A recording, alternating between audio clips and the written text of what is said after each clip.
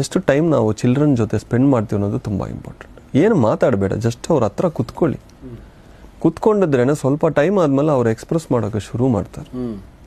ಹೋಗಿದ ತಕ್ಷಣ ಏನಾಯಿತು ಇವತ್ತು ಸ್ಕೂಲಲ್ಲಿ ಏನೇನು ಮಾಡಿದೆ ಅಂದ ತಕ್ಷಣ ಅವ್ರು ಹೇಳಲ್ಲ. ಯಾಕಂದರೆ ಅಲ್ಲಿ ಪ್ರೀತಿನೂ ಇರುತ್ತಲ್ವ, ಅವರು ಏನೂ ಆಗಿಲ್ಲ ಎಲ್ಲ ನಾರ್ಮಲ್ ಅಂತ ಹೇಳ್ತಾರೆ.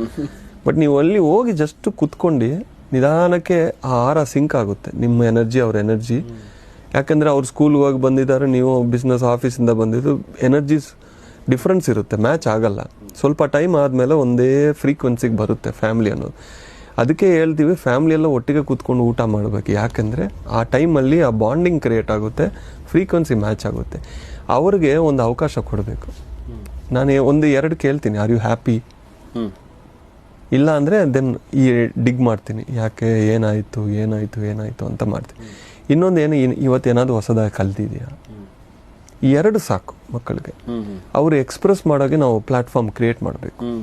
ಯಾವಾಗ ನಾವು ಎಕ್ಸ್ಪ್ರೆಸ್ ಮಾಡೋಕ್ಕೆ ನಾವು ಪ್ರಶ್ನೆಗಳು ಕೇಳ್ತೀವೋ, ಒಂದು 5 ನಿಮಿಷ ಹೇಳಲ್ಲ ಒಂದೊಂದು ಸತಿ, ಆದಮೇಲೆ ನಿಧಾನಕ್ಕೆ ಅವ್ರು ಎಕ್ಸ್ಪ್ರೆಸ್ ಮಾಡ್ತಾರೆ. ಅವತ್ತದು ಅವಾಗವಾಗ ಎಕ್ಸ್ಪ್ರೆಸ್ ಮಾಡಿದ್ರೆ ಒಳಗೆ ಏನು ಇರಲ್ಲ ಅವ್ರಿಗೆ. ಆ ಥರ ಬ್ಯಾಲೆನ್ಸಿಂಗ್ ಆಗಿ ನಾವು ಪ್ಯಾರೆಂಟಿಂಗ್ ಮಾಡ್ಕೋಬೇಕು. ಇಲ್ಲಾಂದರೆ ಕೆಲವೊಬ್ಬರು 5 ವರ್ಷದಿಂದ ನಾನು ಸಫರ್ ಮಾಡ್ತಾ ಇದ್ದೆ, ನನ್ನ ಮಾತು ಯಾರು ಕೇಳೋಗೆ ಇಲ್ಲ ಅಂತ ಅವಾಗ ಎಕ್ಸ್ಪ್ರೆಸ್ ಮಾಡಿದ್ರೆ ಒಂದು ಸೈಕ್ಲೋನ್ ಥರ ಬರುತ್ತೆ.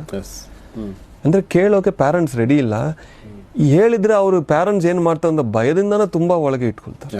ಆ ಸ್ಟ್ರಿಕ್ಟ್ನೆಸ್ ಪ್ಯಾರೆಂಟಿಂಗಿಂದಾನೇ ಇದು ಭಯ, ಹೊಡ್ತಾರೋ ಏನಾದ್ರು ಆಗುತ್ತೆ ಅಂತ ಭಯ ಇರುತ್ತೆ. ಸೊ ನಿಮ್ಮ ಚೈಲ್ಡ್ ನಿಮ್ಮ ಫ್ರೆಂಡ್ ಆಗಿರ್ಬೇಕು ಫಸ್ಟ್.